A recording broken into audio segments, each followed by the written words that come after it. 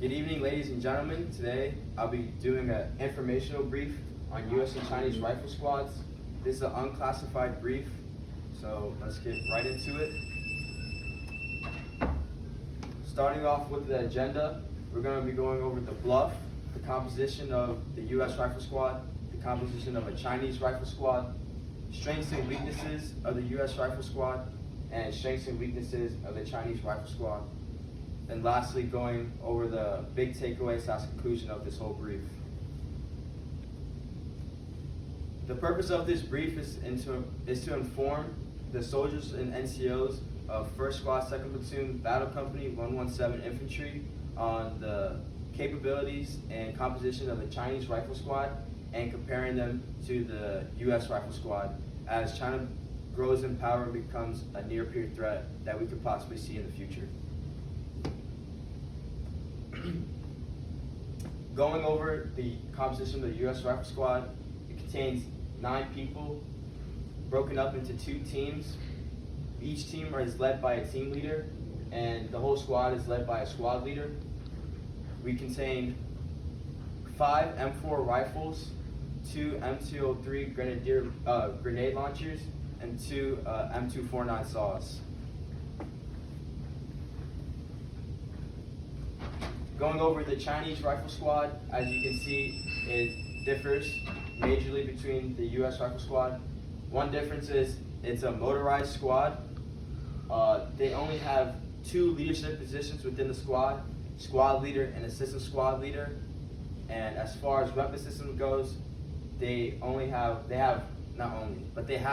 1 pistol, which is held by the squad leader, 4 assault rifles, 2 grenade launchers, 1 sniper, 1 mounted machine gun, and 1 rocket launcher. Now going over some strengths and weaknesses of the U.S. rifle squad. Starting off with strengths, the U.S. rifle squad and the Army as a whole has an NCO corps, allowing the nesting tasks from higher command to be delineated all the way between to the lowest subordinate, starting even from the squad leader. We also have 2 machine guns within the squad, allowing us to use mass casualty weapons.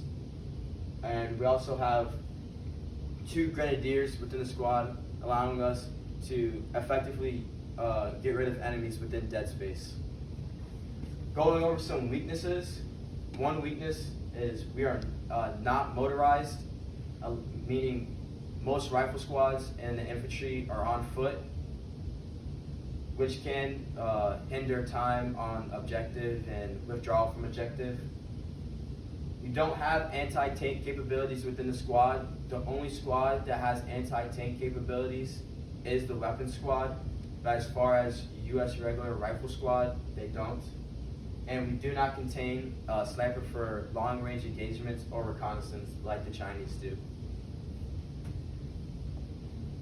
Going over some strengths and weaknesses of the Chinese rifle squad, they do have anti-tank capabilities. They are motorized, allowing them to quickly maneuver from objective or point to point throughout the battlefield. And they have long-range capabilities, long-range engagement capabilities, like I said, with the sniper, allowing them to pick off targets as they wish or use them for reconnaissance. Some weaknesses for the Chinese rifle squad is their lack of leadership. Like I said before, they only have 2 leadership positions within the squad. So if you were to take out the squad leader or the assistant squad leader, the entire Chinese rifle squad would not be able to function.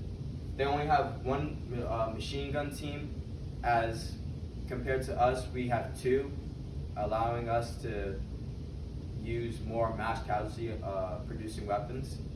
And their team setup is not as efficient as the U.S. rifle squad.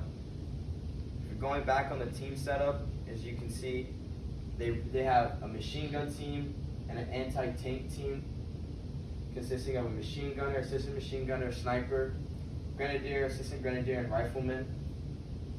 compared to the U.S. Rifle Squad, we have symmetry within the squads, allowing us to have mid-range engagements with the M4, mass casualty producing weapons with the M249, and a weapon system that can get rid of enemies within dead space.